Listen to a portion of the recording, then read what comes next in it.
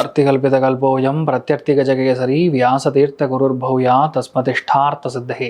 Gajakesari stellar astrology நேயர்களுக்கு ஜோதிஷ Gajakesari doctor Acharya Harish ராமனின் அன்பான வணக்கங்கள். தை மாதத்திற்கான பலன்களை தான் இப்போ நம்ம முக்கியமாக பார்க்க போகிறோம். அதுக்கு முன்னாடி நம்ம சேனலை யாரெல்லாம் சப்ஸ்கிரைப் பண்ணியோ சப்ஸ்கிரைப் பண்ணுங்கள், லைக் பண்ணுங்கள், ஷேர் பண்ணுங்கள். அதுக்கும் மேலே உங்களுடைய கமெண்ட்ஸ் ஒரு உற்சாகத்தை கொடுக்கக்கூடிய ஒரு கமெண்ட்ஸாக இருக்கட்டும்னு நான் வேண்டிக்கிறேன்.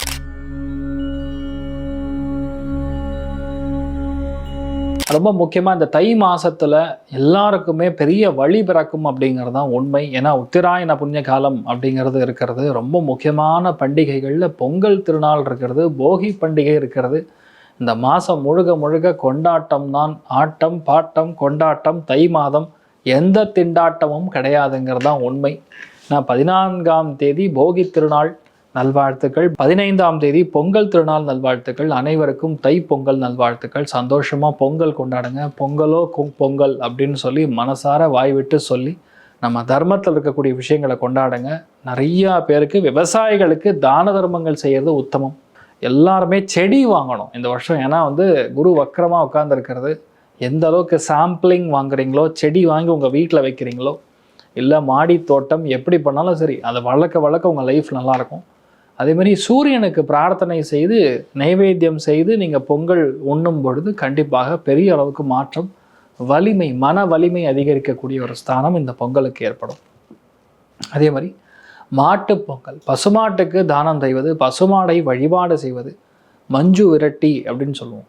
அதாவது நம்ம பார்த்திங்கன்னா ஜல்லிக்கட்டுன்னு இப்போ நிறையா கேள்விப்படுறோம் பார்த்திங்களா. அது எல்லாமே நம்முடைய தமிழர் பாரம்பரியத்தில் இருக்கக்கூடிய விஷயம். ஸோ எல்லாருமே அதெல்லாம் கொண்டாடலாம். எல்லாமே ரிலாக்ஸாக இருங்க. ஆனால் எதுவுமே லிமிட்டுக்கு மீறி எந்த ஒரு நெகட்டிவிட்டியும் பண்ணாமல் இருக்கிறது தான் நல்லது. இந்த ஒரு மாதத்தை பொறுத்த வரைக்கும் ரொம்ப முக்கியமானது தை அமாவாசை.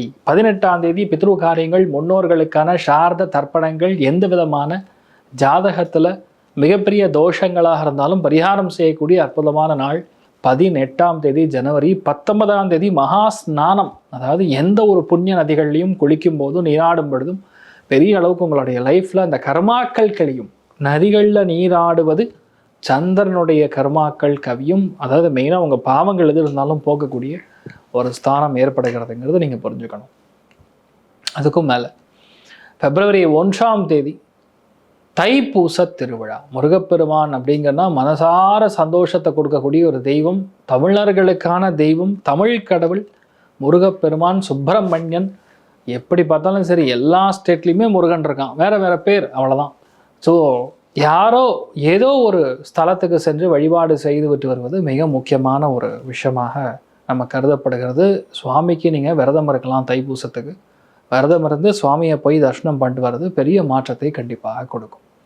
ரத சப்தமி அப்படின்னு சொல்லி ஒரு பெரிய ஒரு பண்டிகை. ரதத்தை வரைஞ்சு அந்த சுவாமிக்கு நைவேத்தியம் செய்து சூரிய பகவானுக்கு நம்ம வேண்டிட்டு சுவாமிக்கு நைவேத்தியம் செய்து வழிபாடு செய்யும்போது கண்டிப்பாக ஆட்டோமேட்டிக்காக உங்கள் லைஃப்பில் பசங்க நல்லா இருப்பாங்க, அபிவிருத்தி நடக்கும், லைஃப்பில் நேர்கதியில் இருப்பீங்க. தர்மத்தை மீறி உங்கள் பசங்களும் போக மாட்டாங்க, நீங்களும் போக மாட்டீங்க. இதெல்லாம் நீங்கள் பார்க்க வேண்டியது. அது மெயினாக ரத சப்தமி எப்போ அப்படின்னா 25ஆம் தேதி ஜனவரி. அதே மாதிரி சிவராத்திரியும் இந்த மாதம் வருகிறது. 15ஆம் தேதி சிவராத்திரி, பிப்ரவரி. ஸோ சிவராத்திரி அப்படின்னாவே கண்டிப்பாக சிவதாண்டவ ஸ்தோத்திரம் படிக்கணும். இந்த வருஷத்துக்கு தான் நான் அதை சொல்கிறேன். அதே மாதிரி லிங்காஷ்டகம் படிக்கிறது, சிவனுக்கு அர்ச்சனை, அபிஷேக ஆராதனைகள் செய்வது பெரிய மாற்றத்தையும் லைஃப்பில் ஒரு சந்தோஷத்தையும், அதாவது வலிமையை கொடுக்கும். எந்த ஒரு போராட்டத்தில் இருந்தாலும் சரி அதை நம்ம ஜெயிக்கக்கூடிய வலிமை. சிவராத்திரியில் நம்ம பண்ணக்கூடிய உபவாசம், நைட்டு ஃபுல்லாக நீங்கள் தூங்கக்கூடாது. சுவாமி தரிசனம் பார்த்துட்டு தான் காலையில் நீங்கள் உங்களுடைய வேலைகளை பார்க்கலாம். இது எல்லாமே ஒரு புறம் இருக்க, தை மாதத்தில் நடக்கக்கூடிய விஷயம் மெயினாக சொல்லணும்னா மறுபடியும் இந்த கள்ளச்சாராயம், கள்ளக்குறிச்சி மாதிரி மறுபடியும் அந்த சம்பவங்கள் அதே இடத்துல நடந்தால் கூட நம்ம ஆச்சரியப்படுறதுக்கு ஒன்றும் கிடையாது. சிவகங்கை, மெயினாக தூத்துக்குடி, கன்னியாகுமரி, நாகர்கோவில், சீர்காழி, மாயவரம், அதே மாதிரி பார்த்திங்கன்னா வேதாரண்யம், ராமநாதபுரம், சிவகாசி, இந்த மாதிரி இடங்களில் நிறைய இடங்களில் ஃப்ளட்ஸு, பட்டாசு ஆலைகள் வெடிப்பது, தீ விபத்து, அசம்பாவிதம், கைது செய்யப்படுவது, குற்றங்கள் போலீஸினால் ஏற்படக்கூடிய, அது காவல்துறைக்கு குற்றம் அல்லது காவல்துறையினரால் குற்றம், இந்த மாதிரி விஷயங்கள் நிறைய நடக்கக்கூடிய வாய்ப்புகள். காற்றழுத்த தாழ்வு மண்டலம் அந்த தை மாதத்தில் மிக அதிகமான ஒரு விளையாட்டை காண்ட போகிறது. அதனால் மெயினாக நான் பார்க்குறது ஏபி, ஆந்திர பிரதேஷ், ஒடிசா, சத்தீஸ்கர், மணிப்பூர், திரிபுரா இந்த மாதிரி இடங்கள்லாம் அதிகமான நிலச்சரிவுகள், மழை வெள்ளத்தினால் ஏற்படக்கூடிய பாதிப்புகள், ஃபயர் ஆக்சிடென்ட்ஸு, நிலநடுக்கங்கள் சகலமும் நடக்கும். இப்போ தான் ரீசன்ட் பாஸ்ட்டாக கேள்விப்பட்டோம், அஸ்ஸாமில் நடக்குமாமா. ஸோ இந்த மாதிரி விஷயங்கள்லாம் நடக்கக்கூடிய வாய்ப்புகள் இருக்குது. எப்படி பார்த்தாலும் ஒரு 3 மாதத்துக்கு ட்ரம்ப்போட ஆட்டம் அப்படியே தான் இருக்கும். அவருக்கு கெட்ட காலம், அதனால் இந்த மாதிரி விஷயங்கள்லாம் பண்ணிகிட்டு இருக்காரு. ஒரு 3-4 நாடு சேர்ந்து பயங்கரமாக எதிர்த்து அவரோட பிரச்சனைகளுக்கு குரல் கொடுத்து லாஸ்ட்டில் இது கிட்டத்தட்ட ஒரு போர் மாதிரி மாறி அப்படிலாம் ஒன்றும் இல்லை சரியாக போச்சுங்கிற மாதிரி விஷயங்கள் மார்ச் மாதத்துக்கு அப்புறம் தான் நடக்கும். அது வரைக்கும் போர் பதற்றம் உலகம் எங்கும் இருக்கக்கூடிய வாய்ப்புகள் தான் மிக அதிகம். அதில் நான் பார்க்குறது பார்த்திங்கன்னா மெயினாக New Zealand, Holland, Scotland, South Africa, New York, Amsterdam, France, Italy, Sweden, Sicily, California, Rome, London, Singapore, South Africa, Indonesia இந்த இடங்கள் எல்லாமே அதிகப்படியான விபத்துக்கள், அசம்பாவிதங்கள், நிலநடுக்கங்கள், பஞ்சபூதத்தினால் ஏற்படக்கூடிய பாதிப்புகள் மிக அதிகமாக சந்திக்கக்கூடிய வாய்ப்புகள் இருக்குது. நான் பார்க்குறது நிறையா ஃப்ளட்ஸும் பார்க்குறேங்க. நீரினால் ஏற்படக்கூடிய, சூறாவளியினால் ஏற்படக்கூடிய பாதிப்புகள். ஏன்னா இந்த பஞ்சகிரக சேர்க்கை பொதுவாக நல்லது கிடையாது. சனி வீட்டில் இருக்கும்போது கண்டிப்பாக ஒரு விளையாட்டை காமிக்காமல் இருக்காது. ஸோ எல்லாருமே கொஞ்சம் நம்ம கவனமாக தான் இருக்கணும் அப்படிங்கிறத புரிஞ்சுக்குது. மெயினாக தமிழ்நாட்டில் தேவக்கோட்டை, சிவபுரி, மானாமதுரை இந்த மாதிரி இடங்கள், ராமநாதபுரம் டிஸ்ட்ரிக்ட் இதெல்லாம் கொஞ்சம் பார்த்துக்கணும். இந்த இடங்கள்லாம் நிறைய பிரச்சனைகள் பார்க்கக்கூடிய, அசம்பாவிதங்கள் நடக்கக்கூடிய, இயற்கை அழிவுகள் ஏற்படக்கூடிய வாய்ப்புகள் இருக்குது. கவனம் தேவை. ஸோ தை மாதத்தில் என்ன நடக்கும்னு பார்த்திங்கன்னா மெயினாக செவ்வாய், சூரியன், சுக்கிரன், புதன் இதெல்லாம் சேர்ந்து 10ஆம் இடத்துல காலபுருஷனுக்கு 3ஆம் வீடுன்னு சொல்லக்கூடிய மிதுன ராசியில் குரு வக்கரமாக உட்காந்துருக்காரு. காலபுருஷனுக்கு விரயஸ்தானத்தில் சனி உட்காந்துருக்காரு. ராகு லாபஸ்தானம் சொல்லக்கூடிய கும்பத்தில் உட்காந்துருக்காரு. கேது ஸ்ட்ரெயிட் 7ஆம் இடம் ராகுலேருந்து பார்த்திங்கன்னா சிம்மத்தில் உட்காந்துருக்காரு. ஸோ இதெல்லாம் ஒரு கிரகங்களுடைய சமிக்கைகள். இதில் சூரிய கிரகணம் வருது பிப்ரவரி மாதம். இந்தியாவில் தெரியாது, ஆனால் அதோடைய வேல்யூ இருக்கும். அதுக்கு நான் செப்பரேட்டாக ஒரு வீடியோ சூரிய கிரகணத்துக்கு என்ன நடக்கும். சூரிய கிரகணம் வந்தாலும் சரி, சந்திர கிரகணம், மார்ச்சில் வரக்கூடிய சந்திர கிரகணம் ரெண்டுமே கண்டிப்பாக அரசியல்வாதிகளுக்கு கண்டம், பதற்றம், கைது செய்யப்படுவது, தீ விபத்துக்கள் இந்த மாதிரி சகலமான விஷயங்கள்லாம் நடக்கும். நிறைய இடங்களில் வந்து போராட்டங்கள், வெடிக்கிறது, பிரிவு கொடுக்கறது இது எல்லாமே கண்டிப்பாக நடக்கிற மாதிரி இருக்கிற விஷயம். நீங்கள் நினைக்கிறீங்க யூஎஸ் வந்து ரொம்ப சூப்பர்னு. 2000 எழுதி வச்சுங்க. இது ரீலாக கூட ஐ திங்க் எங்களோட மீடியா டீமில் போடுவாங்க.